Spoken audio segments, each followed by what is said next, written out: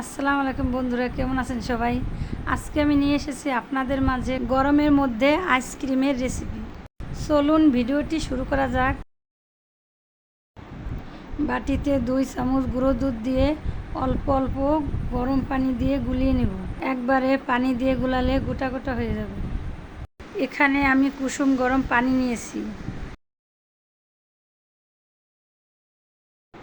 1 চামচ কর্নফ্লাওয়ার গরম পানি দিয়ে গুলিয়ে নেব। কড়াইতে 1 লিটার গরুর দুধ নিয়েছি। দুধগুলো ভালোভাবে নেড়ে নিতে হবে যাতে নিচে লেগে না যায়। নাড়তে নাড়তে যখন দুধগুলো ঘন হয়ে আসবে, গুলিয়ে রাখা দুধগুলো এর মধ্যে দিয়ে দেব।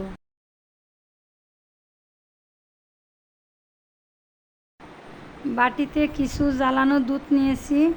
দুধের মধ্যে 2 চামচ ভ্যানিলা পাউডার গুলিয়ে নেব। এখন এগুলো ভালো করে গুলিয়ে নেব। গুলানো ক্রিমগুলো দুধের মধ্যে দিয়ে দেব। এগুলো দেওয়ার পরে ভালোভাবে নেড়ে নেব। এখন গুলানো কর্নফ্লাওয়ার দিয়ে দেব। এখানে 1 লিটার দুধ নিয়েছিলাম, জ্বালিয়ে হাফ লিটার দুধ আছে। ক্যারামেল বানানোর জন্য এখানে আমি 1 কাপ চিনি নিয়েছি, আপনারা কম বেশি নিতে পারেন। আইসক্রিম খেতে ছোট বড় সবাই আমরা পছন্দ করি। আইসক্রিম বানানো একেবারেই সহজ, আপনারা বাসায় বাচ্চাদের বানিয়ে দেবেন। ক্যারামেল হয়ে গেছে, জ্বালিয়ে রাখা দুধগুলো এর মধ্যে দিয়ে দেব। আমার ভিডিওটি আপনাদের যদি ভালো লেগে থাকে তাহলে লাইক, কমেন্ট, শেয়ার এবং সাবস্ক্রাইব করুন। যারা ফেসবুক থেকে দেখছেন তারা আমার পেজটিকে ফলো করুন। বন্ধুরা, একবার হলেও বাসায় বানিয়ে খেয়ে দেখবেন। আমি আইসক্রিম বানানোর জন্য এখানে একটা মোল্ড নিয়েছি। দুধগুলো আইসক্রিম বানানোর জন্য এভাবে ঢেলে নেব। একটা একটা করে সবগুলোকে ঢাকনা দিয়ে ঢেকে দেব। ঢাকনা দেয়া হয়ে গেছে। এখন এগুলোকে আমি ডিপ ফ্রিজে 12 ঘন্টার জন্য রেখে দেব।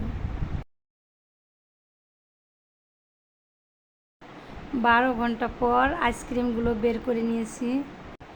এখানে একটা বলে নর্মাল পানি নিয়েছি। 20 সেকেন্ড পানির মধ্যে রেখে আইসক্রিমগুলো আস্তে আস্তে বের করে নেব। একবারে বের করতে গেলে কাঠিগুলো উঠে চলে আসবে, আস্তে আস্তে বের করতে হবে। দেখুন বন্ধুরা, আইসক্রিমগুলো কত সুন্দর হয়েছে, খেতেও অনেক ভালো হয়েছে।